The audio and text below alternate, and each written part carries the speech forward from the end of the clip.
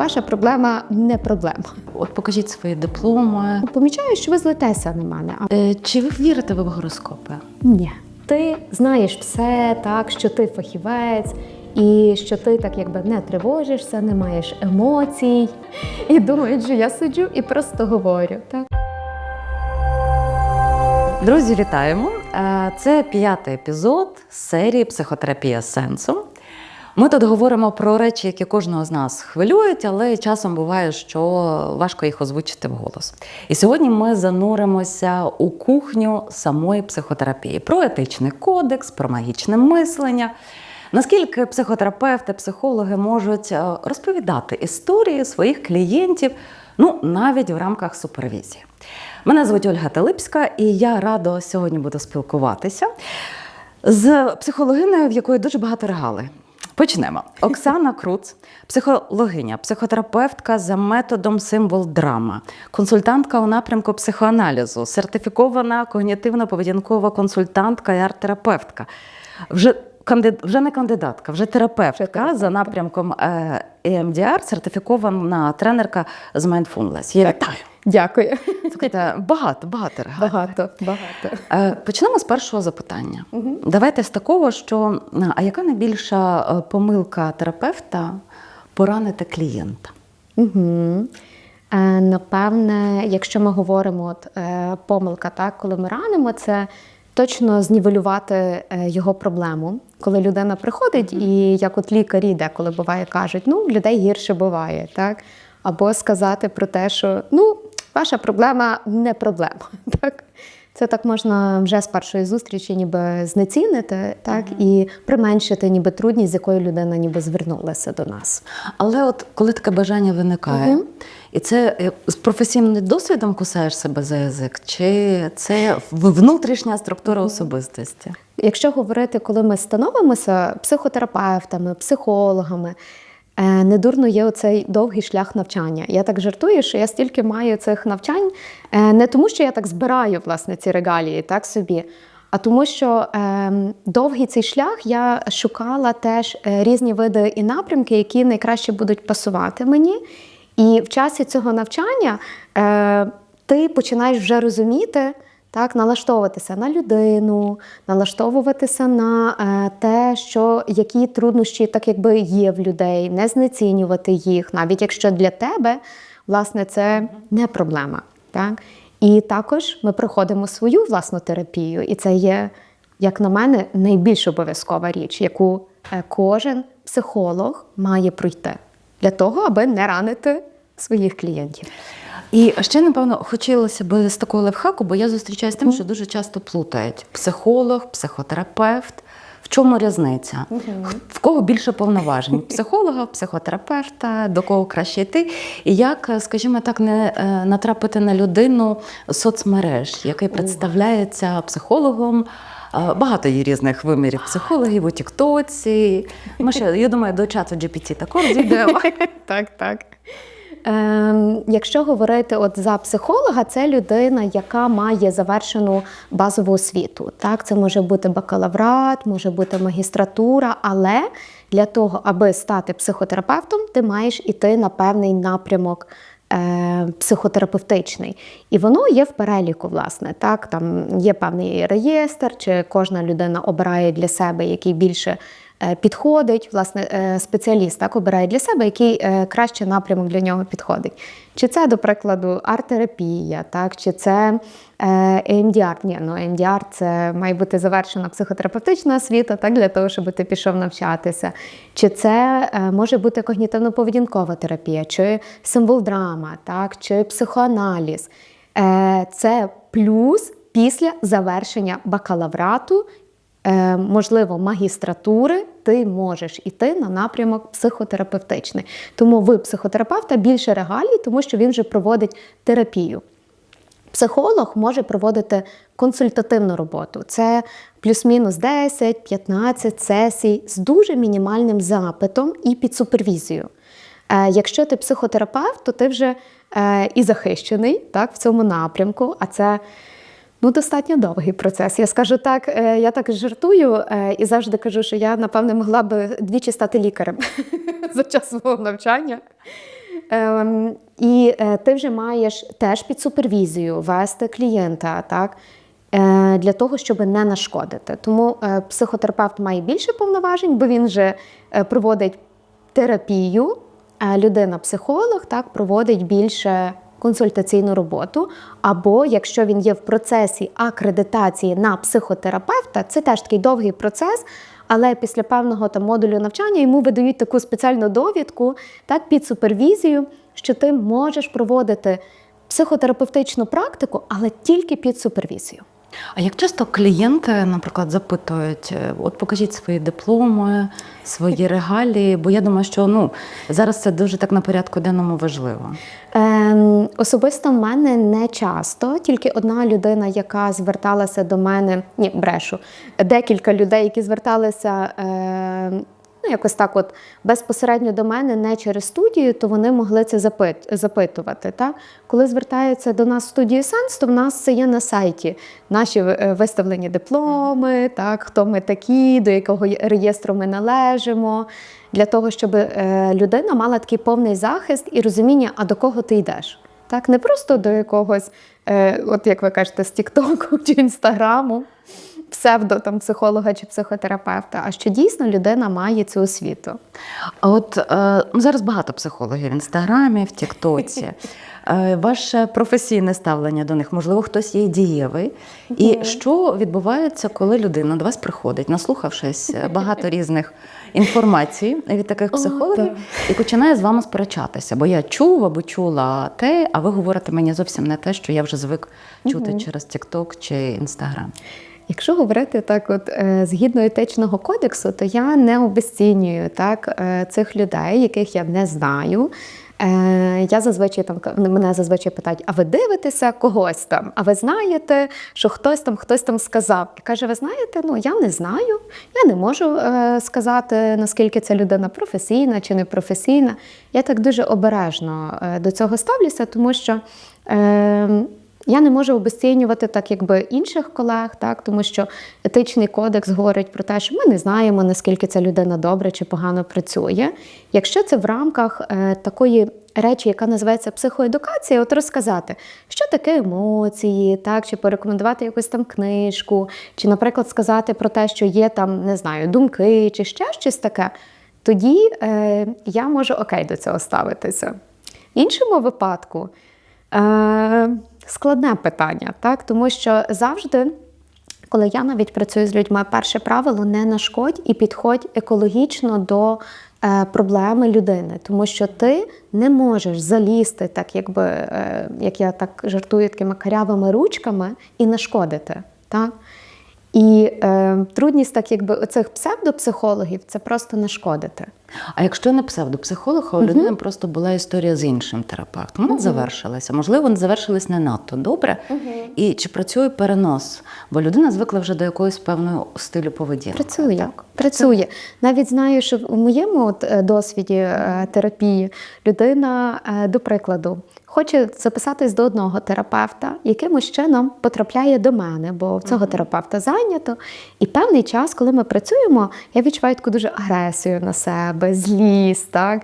І спочатку не розумію, що відбувається. Я така думаю, окей, людина прийшла до мене, вона обрала мене, так? І таке щось відбувається в цій терапії.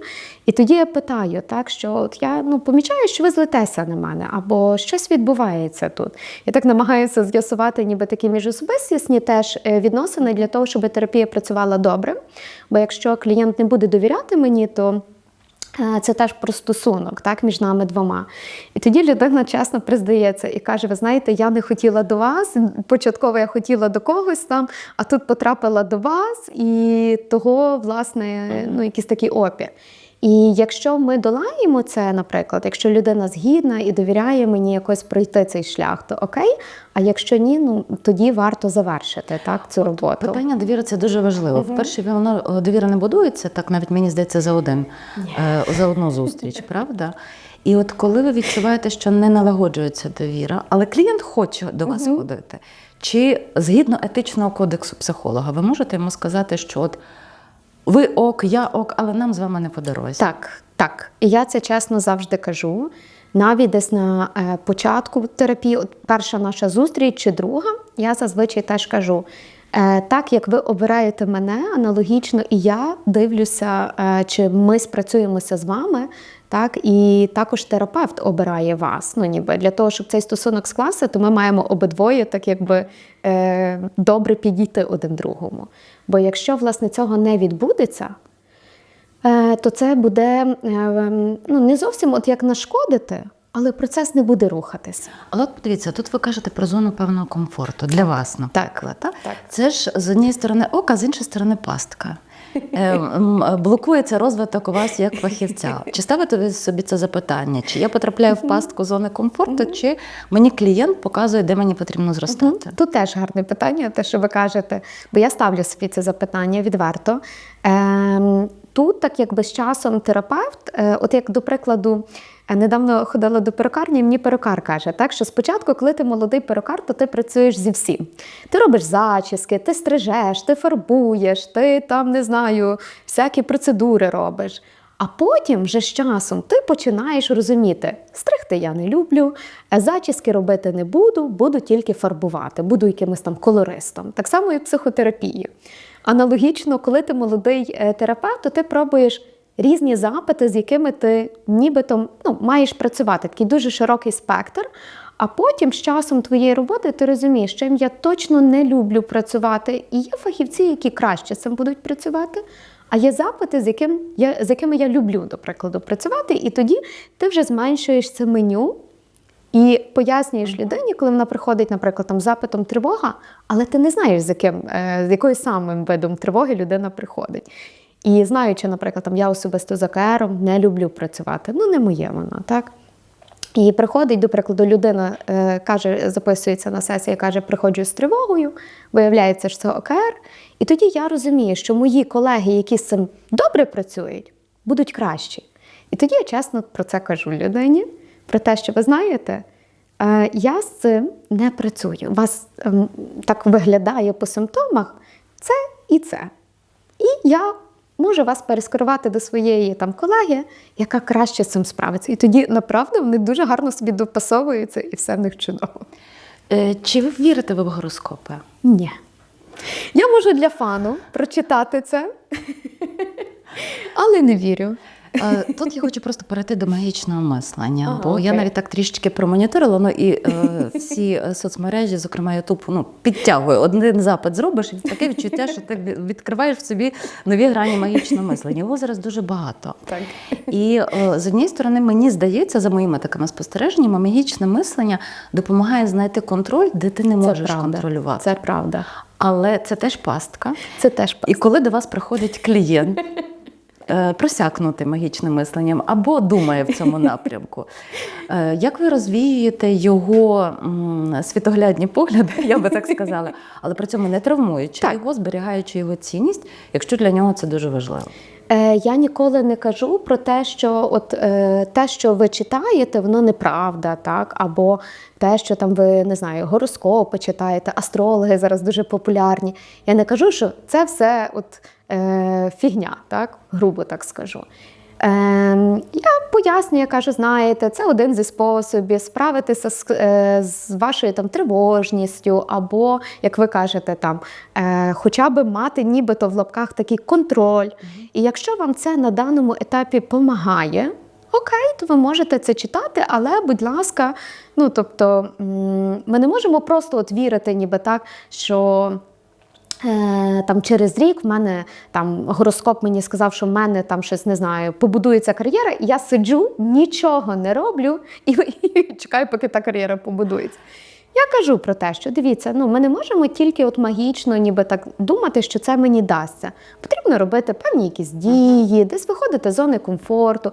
Я так ніби намагаюся трішки пояснити, що окей, якщо воно зараз на даному етапі вас ніби заспокоює, але ви нічого не робите, то, а який сенс, так, ніби в цьому?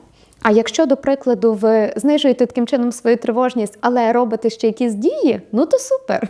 Тобто всі інструменти, які є в всесвіті, вони годяться? Годяться. Чи відчуваєте ви конкуренцію від чата GPT? Так.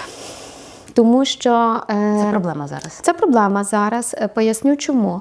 Тому що навіть наприклад, там я там пишу, прочитавши якусь певну книжку, я маю в сенсі там свою рубрику рекомендації книжок, я дуже її люблю, бо я багато читаю.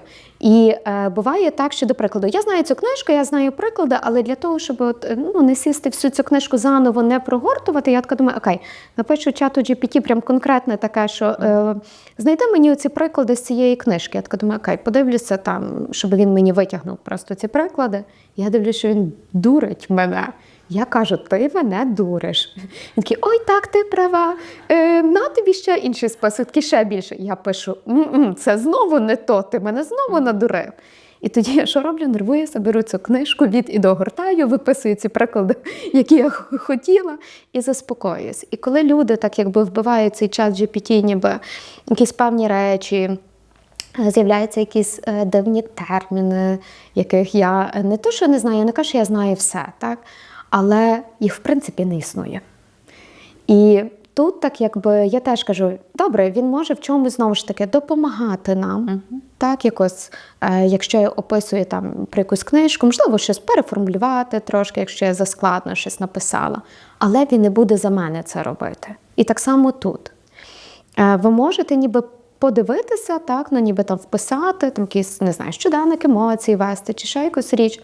Але покладатися тільки на чат GPT, тобто він завжди буде... Він не пройшов акредитацію. Так, він не пройшов акредитацію, він не має всіх тих знань. І він буде завжди підтакувати. Так, ніби от. Ну так, це теж таке. Дуже інколи хочеться. Ми переходимо до наступного блоку. У нас тут є запитання. Вони теж стосуються і безпосередньо теми Добре. Внутрішньої роботи психолога, психотерапевта. Але також і, можливо, не стосується. Подивимося. Коли терапевт ділиться чимось про себе, чи допомагає це, чи шкодить процесу? Згідно етичного кодексу ми можемо ділитися, робити таку річ, це такий прийом психотерапії, який називається саморозкриттям. Коли терапевт, наприклад, бачить, що це доречно в терапії, що це може допомогти людині, то він може так якби зробити таке саморозкриття про себе для того, щоб процес так якби, можливо, так якби йшов трошки краще, так? І це може допомогти людині. Коли терапевт, я так скажу такий приклад про свою тітку, яка за кордоном ходила на психотерапію. І потім я її шукала, власне, з нашої психологічної студії психотерапевта, тому що він нічого не робив, тільки говорив про себе і жодне не питав, як вона. Так? Можливо, це в нього такий метод. Коли вона зірветься і скаже, може, ви послухаєте мене. Не може бути провокативним? Ні. Це не було, власне, провокативне, бо тут був такий діагноз достатньо непростий, так, тривожний. І там був панічний розлад, і, власне, це їй не допомагало в жодному чині, але навпаки якби шкодило, так? Бо робота так якби не відбувалася. Тобто можемо зробити висновок такий, що коли психотерапевт занадто говорить багато про себе, це теж маркер того, що пора від нього йти, прощатися. Так. Окей, дякую. Так, психолог – це людина, яка досконало знає саму себе. Це правда чи ні? Я би сказала, що це міф, якщо чесно, тому що психолог, ходячи на свою психотерапію довгий час, так, він не може знати все про себе досконало, бо ми живі люди, ми недосконалі люди. І це супер, коли він ходить на свою психотерапію, аби не зашкодити своїм клієнтам. А в першу чергу, напевно, і собі. Собі і клієнтам. Бо якщо, до прикладу, процес психотерапії відбувається і, наприклад, людина, щось, тема якась відгукується в мені, і я там, не знаю, почну якось бурно реагувати, або переконувати. Можемо, але коли це є, знову ж таки, так от на межі, до речі, тому що не має бути якось так підставне, так? Бо психолог, психотерапевт – це живі люди, які, до прикладу, будуючи контакт з людиною, не грають, тобто так, якусь роль. Я не приходжу, я не граю якусь роль там з людиною. Людина мені щось буває, розказує таке, знаєте, по фактах, А ця річ викликає в мені якісь такі емоції, що так сльози прям підступають. І я кажу, що знаєте, ви так розказуєте це фактами, а мені дуже сумно зараз. І я розумію, що зараз це не про мої емоції. Чи може це бути про те, що це щось до вашої так якби теми стосується? Людина тоді починає плакати, і це тоді доречно, але це не підробиш. Але от подивіться, ви дуже цікаво сказали, що це не про вас. А якщо раптом в сесії з клієнтом це про вас? Тому краще дзвіночок для психолога-психотерапевта піти на свою терапію і не нашкодити людині. Ясно. Так, давайте. Будь ласка. В стресі піти в ліс і покричати – це найкращий спосіб звільнитися від гніву. Однак є теза, що крик може тільки посилити гнів. Чи правда ця теза? І якщо правда, то чому? Я знаю з арт-терапії, є така техніка в нас, вона називалася «розбите дзеркало», де ми уявляли наче собі таке дзеркало, але, правда, це було трошки в парі, ніби так, що не я один, ніби там кричу і розбиваю це дзеркало, а поруч є людина, яка ніби є тим спостерігачем, так, і бачить, щоб воно було, ніби не то, що занадто, а для того, щоб ту емоцію якось підхопити, проговорити потім це зі мною. І є така техніка, і я навіть її не раз застосовувала, але в рамках, коли це є контрольовано, що ми уявляємо ніби якусь проблему, наче це дзеркало, і наше завдання – кричати так, і уявно, щоб це дзеркало трісло. Так?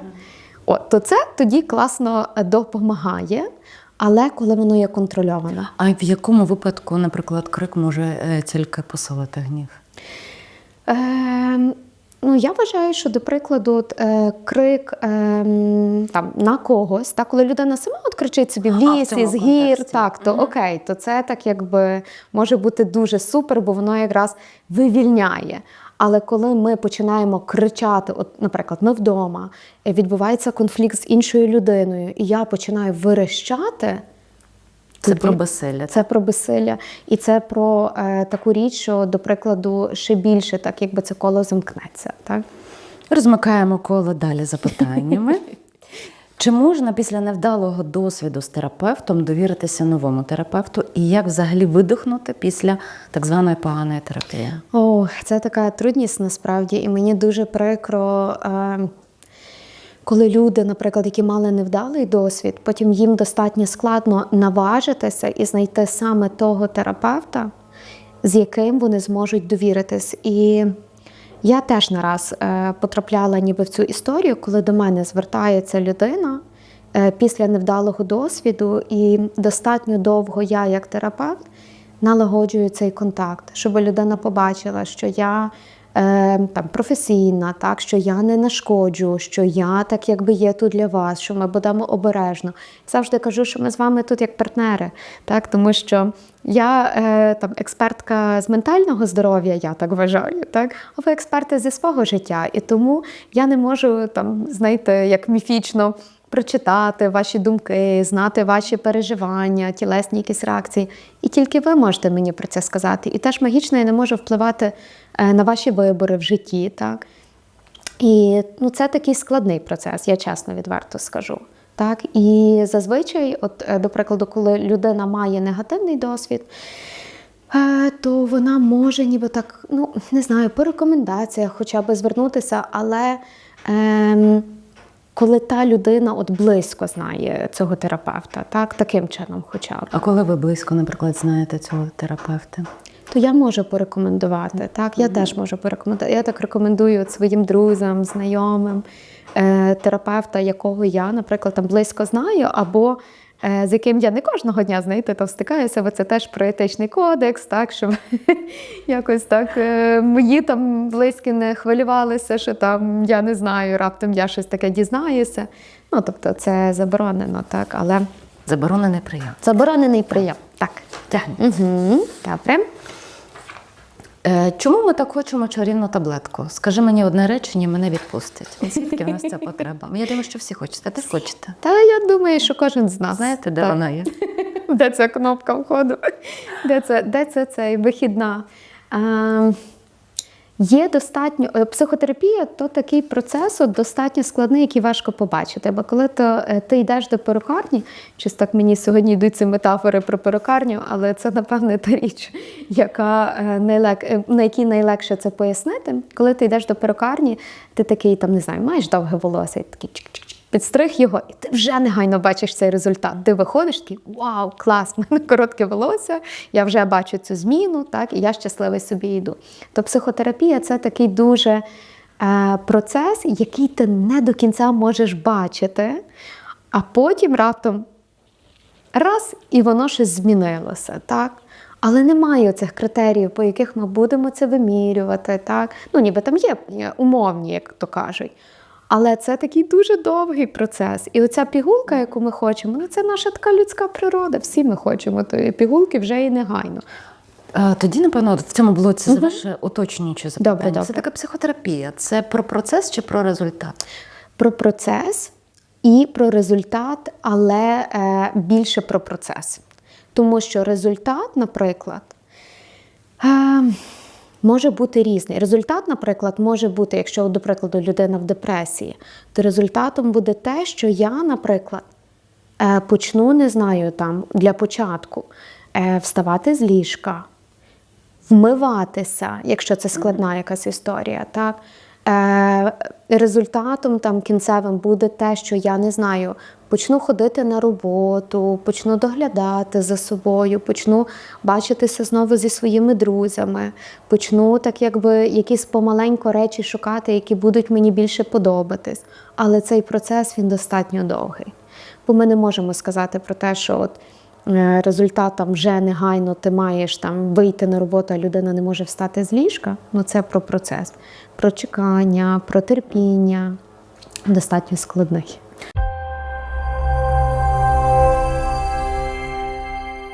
Чи усі фахівці студії Сенс знайомі з етичним кодексом психолога? Так, усі, тому що кожен з нас навчається на психотерапевтичному напрямку. Це є обов'язкова умова, ти або психотерапевт в студії Сенс, так, або ти є в процесі акредитації на психотерапевта. І в кожному психотерапевтичному напрямку ми маємо такі семінари по етичному кодексу.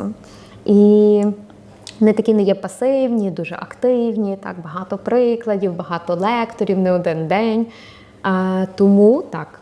Як у Сенсі пояснюють клієнту, що його історія, його ситуація в безпеці, що ви не розкажете про його історію, але мені здається, що будь-який психолог все одно десь та й розкаже історію клієнта. Як з цим бути? Як з цим бути? Зазвичай, тобто, коли людина приходить на першу зустріч, так, це у нас є така навіть роздруківка, пункти певні етичні, які ми зазвичай так якби обов'язково маємо проговорити на першій зустрічі. З клієнтом? З клієнтом, так. Конфіденційність може бути порушена в тому випадку, якщо ви загрожуєте своєму життю або життю комусь іншого. І тільки оцей шматочок може бути розкритий. І також я зазвичай клієнтам пояснюю, я кажу про те, що я можу представляти ваш випадок на супервізії, індивідуальній, груповій, і всі факти, які, до прикладу, є про вас, я можу змінювати до невпізнаваності для того, аби не дізналися, що це саме ви. Це раз. А друге, я, як правило, це, можливо, якась моя більше така історія. Я ніколи не буду представляти людей, які от, власне, там зі Львова, так, в супервізорів, які є львівськими. Я зазвичай піду пошукаю, там, маю тому декілька, власне, різних супервізорів, які точно не впізнають цю людину. А от якщо, наприклад, у вас випадок такий, який ви розумієте, що він дуже кейсовий, з ним хочеться поділитися на супервізії, а можливо, навіть в дописі, щоб описати якусь певну ситуацію. Ви запитуєте клієнта, чи можу я без вашого імені, але змінивши дані, використати вашу історію? Обов'язково. Якщо клієнт відмовляється? Тоді ми це не використовуємо, це його право. Ми можемо лише використовувати цей випадок, якщо він дав нам згоду. Наприклад, я там, захищаючись на психотерапевта, вела дуже довгий такий кейс, так, роботи, то мені людина прям була роздрукована така спеціальна згода, що вона дає дозвіл для того, щоб я захистилася на психотерапевта, для того, щоб люди інші, які приходять на мій захист, бо я не знала, хто прийде на мій захист. Так, це комісія, яка, до прикладу, мене особливо не знає, приймає в мене цей захист. Приходять різні, так якби терапевти, які на ті конференції, бо це переважно у нас на конференціях ми захищаємося. І тому давала мені людина згоду. Звісно, я всі дані, так якби, ну там паспорт не змінювала, ім'я не називала, ну але все одно багато розкривається чогось такого, що може бути впізнаване, тому обов'язково згода мусить бути. Письмово. Так, зараз треба все в письмовому вигляді. Де межа між тим, коли терапевт може поділитись прикладом із практики, і тим, коли це є порушенням? Оце, по суті, продовження якраз теж. Продовження. Коли людина точно так якби може дозволити вам це зробити, так, бо на початку, так як я вже сказала, я попереджаю, як правило, завжди, що я можу виносити ваш випадок, і таким чином ви отримаєте не одного психотерапевта, але двох, хто ще й пильнує вашого терапевта, я так сміюся, завжди жартую. Бо інколи я можу не все бачити, і тому для мене дуже важливі певні там ці супервізії. Так? Але коли, до прикладу, я розумію про те, що цей випадок є там достатньо складний, так, і людина там не дає мені згоду, я можу якось вичікувати це, перепитувати ще декілька разів, так, чи, ну, тобто, якщо людина на початку не дала мені згоду, і з поясненням того, чому це важливо для мене, як терапевта, не нашкодити людині, щоб в першу чергу перевірили мене. А ви тренер з Mindfulness. Так. І в чому суть підходу? І чи всі фахівці у сенсі його використовують? Я акредитована тренерка з Mindfulness. Я проходила навчання від Української Mindfulness асоціації. Так, я захистилася, власне, я проводила не одну групу і захистилася в тому напрямку. Багато психологів, які навчалися в когнітивно-поведінковому напрямку, знають елементи mindfulness, але так якби не мають дозволу проводити mindfulness групу, так, це на 8 тижнів, і вона є різного спрямування.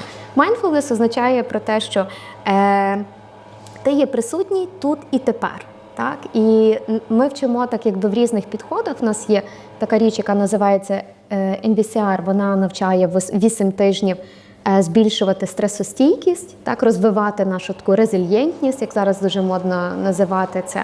І в переносному значенні так прокачувати нашу лобну кору, яка натреновує, яка накачує такий м'яз усвідомленості. А від медитації це відрізняється? Це те саме, але я зазвичай так пояснюю про те, що є керована медитація, є не керована, і, власне, класична медитація, в ній не використовується жодних сторонніх звуків, оцієї музики, так? Це вже більше тоді аудіопрактика. В нас це називають все медитаціями, я така окей. Багато додатків є, які, власне, мають там певний текст і музику накладено, але це вже називається аудіопрактика. І ще одне запитання. Чи може бути один фахівець одночасно і психологом, і психотерапевтом? Конфлікт ідентичностей відбувається чи ні? Може бути, бо я можу бути, наприклад, психотерапевтом в якомусь одному напрямку захищена, але психологом в іншому. Тому просто собі розділяємо це, так, і розуміємо про те, що якщо ти психолог, наприклад, я психолог в методі когнітивно-поведінкової терапії, то, відповідно, я можу проводити психотерапію, але під супервізією. Ми переходимо до незручних запитань психологу. Від чого психолог Оксана стресує? Як жива людина, так, якщо говорити про різні мої амплуа, то я можу стресувати багато від чого. Так? Я можу стресувати від якоїсь політичної ситуації, я можу стресувати від відключень світла, я можу стресувати від того, чи, до прикладу, не знаю, я встигаю кудись чи не встигаю. Mindfulness допомагає? Допомагає. Вдих-видих завжди допомагає. І нагадування собі, що окей, це лише ми, це лише твої думки, вони не є факти. Дуже допомагає. Мої думки – це не я, так? Так. Якщо говорити, зокрема, про ти ж психолог. Як з цим? Дуже люблю це питання. Завжди пояснюю, так, тому що часто чую, ти ж психолог, а ти що, про себе не знаєш там щось там? Ти ж психолог, а чого ти злишся? Я зазвичай так пояснюю, що психолог – це жива людина. Вона має точно аналогічний набір емоцій, як ви, точно має якісь певні труднощі, з якими людина справляється, чим не справляється. Так що ми живі люди. А звідки взагалом в людини або в людей з'являється оця потреба обезличити психолога і сказати, ти ж психолог, і забрати в нього людське обличчя? Це якась підсвідома наша потреба?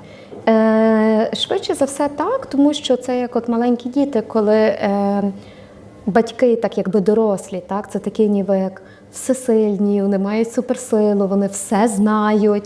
Так само і перекладання йде на терапевта, так, про те, що ти знаєш все, так, що ти фахівець, і що ти так якби не тривожишся, не маєш емоцій і так далі.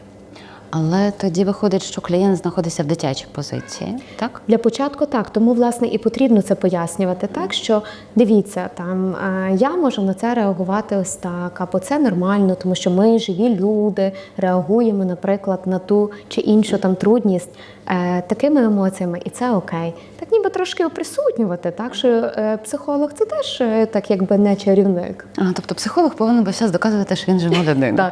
Так? Що він теж втомлюється, так, що він теж нервозиться. Чому людям здається, що терапія – це посидіти і побалакати? От звідки цей міф? І чи часто ви з ним зустрічаєте? Часто, дуже часто. Навіть мої рідні про це думають. І думають, що я сиджу і просто говорю. Так? Вони не бачать того процесу, який відбувається за межами того кабінету. Про те, що психотерапевт складає там план терапії, ходить на супервізії, ходить на навчання. Так? Що це не просто от побалакати, а дивиться на різні процеси, які будуть відбуватися. Тому що робота, яка відбувається за межами кабінету, вона не видна. А що відбувається, яка робота відбувається в межах от мовчання? Ви ж працюєте, я не знаю, думаєте, аналізуєте і водночас налаштовуєтеся по-людськи та і по-професійному з клієнтом. Яка робота от відбувається в цей час, коли ви мовчите? Це такий простір і пауза, коли обидвоє можуть дати собі цей час і місце, так,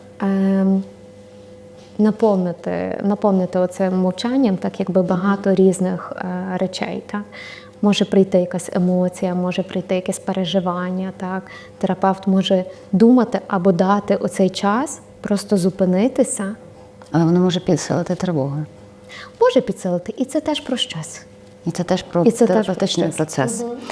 Коли психолог розлучений, чи, наприклад, немає сім'ї, чи може він, зокрема, з клієнтами працювати щодо вирішення от проблеми у парі?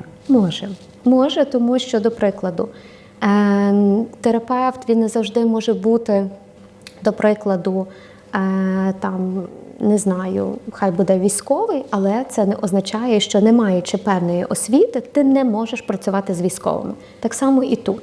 Якщо ти, умовно кажучи, розлучений чи не маєш сім'ї, ти проходиш спеціальне навчання, так, певні методи знаєш, техніки знаєш, і тому ти можеш працювати з цим. Але клієнт же ж може сказати, ну, ви теоретично знаєте, а практично ви знаєте. Не знаєте, як побудувати стосунки, як втримати їх там 10 років. Може.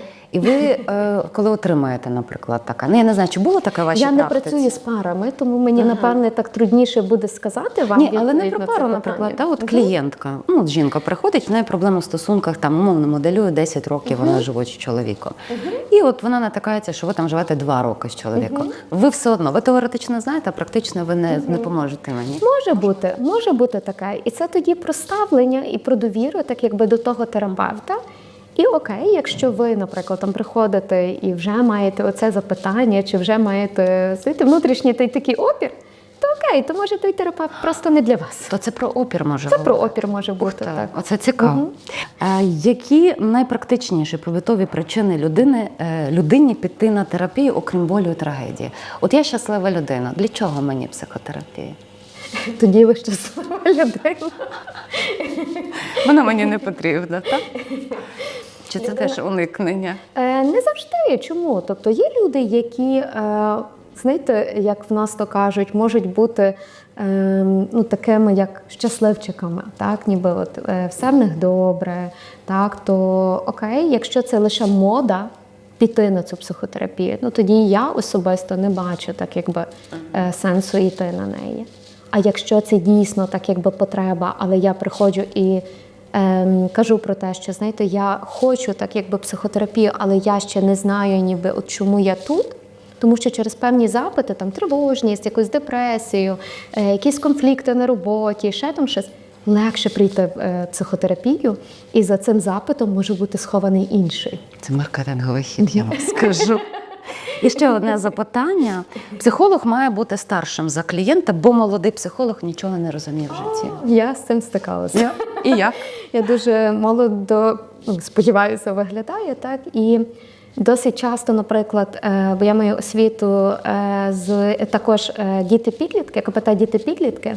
І коли до мене, наприклад, приходили діти з батьками, то батьки, як правило, на мене, знаєте, так дивляться і думають, о, ви молода, що ви можете знати?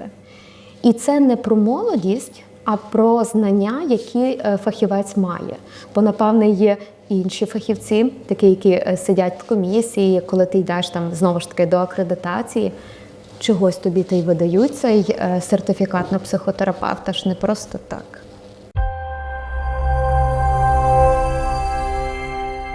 А ми переходимо до блоку особистих запитань. Оксано, от ми розмовляли з вами і говорили, зокрема, про досвід поганого психолога. Чи траплявся він у вашому житті як клієнтка? Не як психолога, а от як клієнтка? Напевно, мені дуже повезло, бо я можу сказати ні. Тому що спочатку я як студентка проходила свою власну терапію в університеті, це була така порадня, так, в УКУ. Потім я приходила вже, власне, на символ-драмі, так, психоаналізі, МДР, так, і можу сказати, що не траплялось. Напевно, я дуже щаслива в тому плані, тому я не розчарована ні в своїй роботі, ні як клієнт, ні як терапевт.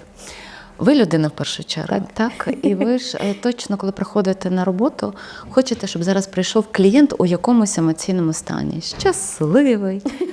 А можливо, нещасливий, можливо, вам хочеться зараз попрацювати. Чи є у вас якісь таке бажання, з яким би настроєм, станом би приходили клієнти до вас? Ні. Я зазвичай людям кажу про те, що я приймаю вас в будь-якому стані. Ви можете прийти до мене злі, веселі, я потішусь за вас. Так? Ви можете прийти засмучені, окей, ми можемо з цим так якби побути. Тобто в мене немає цього запиту. Це, напевне, знаєте, така от профдеформація, тому що за часи так якби психотерапевтичної роботи у нас збільшується в такому переносному значенні такий внутрішній контейнер, так? Що ти можеш витримувати більше станів, емоцій, так якби людей, і свої в тому числі. Коли з вами щось в житті трапляється, приємне, неприємне, емоційне, так? Ви включаєте і людське. Чи часто ви згадуєте, що ви і психолог, і потрібно підключити самодопомогу професійну? І наскільки це спрацьовує? Коли це є радісне, так, чи є сумне, то, до прикладу, якщо це радісне, так, то я можу бути як звичайна людина, так і психотерапевт. Бо я завжди теж кажу, це не тільки моя робота. І коли трапляється щось неприємне, то я зазвичай можу звертатися і теж по допомогу, так, і до фахівців, і до своїх рідних. Тому, так якби я як жива людина і як терапевт, я можу краще, можливо, зрозуміти, що от мені потрібна допомога. А от сліпі зони вас як психолога в своєму житті, вони можуть бути? Можуть бути. Інколи от буває так, що я дуже полюбляю на себе багато чого набирати, бо я дуже така людина енергійна і дуже хочу багато чого встигнути, багато чого робити. Деколи я себе стоплю, так, і кажу, так, від цього відмовся, це не роби. Мені складно з цим. І буває так, що я можу набрати забагато, і мої рідні чи друзі, вони так можуть казати, дивись, ти так забагато вже набрала, і це таки для мене теж стоп, так? Ніби я про це знаю, але я знову ж таки людина, і коли мені це підсвічують, і, наприклад, подруга моя недавно щось мені каже, ясно, що ти втомлена, ти так чесно брала на себе там якихось проєктів, ще чогось. І я кажу, ну мені ж це все цікаво. Вона каже, так, каже, але дивись, тут там, не знаю, там, можливо, часу десь на себе не маєш. Це не тільки про роботу, я зараз скажу, так, але загалом, тобто про якісь речі різні, так якби мої життєві. І я їй кажу, о, дякую, що ти мені про це кажеш. Вона каже, а ти що, не знала? Я кажу, знала, але коли тобі це нагадують, то це кажу, ще тобі дякую, так, велике. Ви любите читати? Дуже. Які ще у вас є хобі? Я також так, читання, я люблю варити свічки. Це дуже давнє моє захоплення.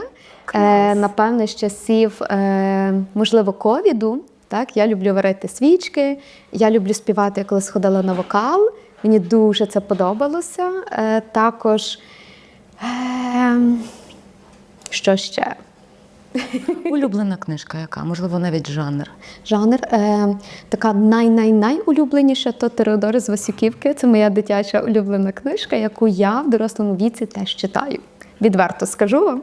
От буває так, що, до прикладу, хочеться так якусь свою цю внутрішню дитинку, знаєте, розбудити. Я беру її і читаю. Я не люблю жахастики. Стівен Кінг Не у можу. вашій бібліотеці. Зато Іларіон Павлюк так. Чи пам'ятаєте ви момент, коли вам захотілося стати психологом?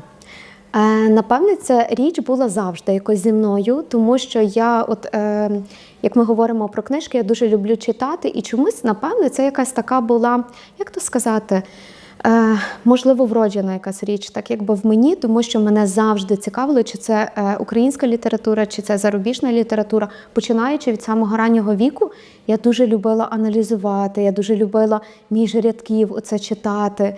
І, як правило, знаєте, в класі я та дитина, яка завжди казала, можна я розкажу, що там мається на увазі, або що я там побачила. І це якась така річ, і коли я йшла, власне, зі школи, ну, там випускалася 11 клас і брала рекомендаційний оцей лист, знаєте, там, коли про тебе там твій класний керівник пише, лист такий, якби, який я потім подавала вже в університет, і вона мені каже, оце прям твоє. Каже, от знаючи тебе, каже, ти та людина, яка завжди вислухає когось, який завжди не байдуже на когось.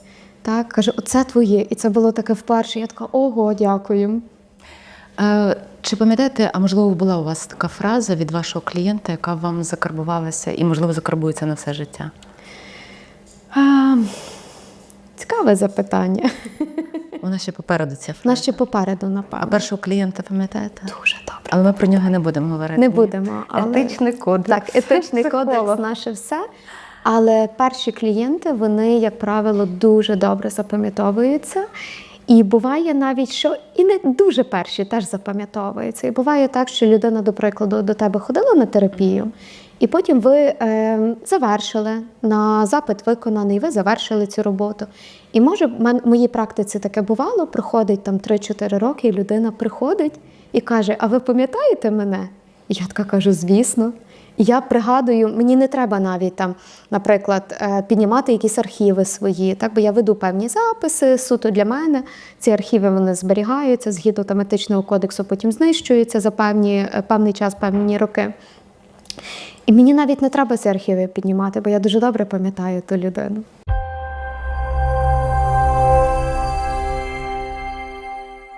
Оксана Круц, психологиня, психотерапевтка за методом символ-драма, консультантка у напрямку психоаналізу, сертифікована когнітивно-поведінкова консультантка і арт-терапевтка, терапевтка за напрямку EMDR, сертифікована тренерка з Mindfulness. Дякую вам дуже. Дякую вам. Дякуємо, що були з нами. Підписуйтеся, бо нам дуже важливо тримати зворотній зв'язок, аби знати, в якому напрямку розвиватися.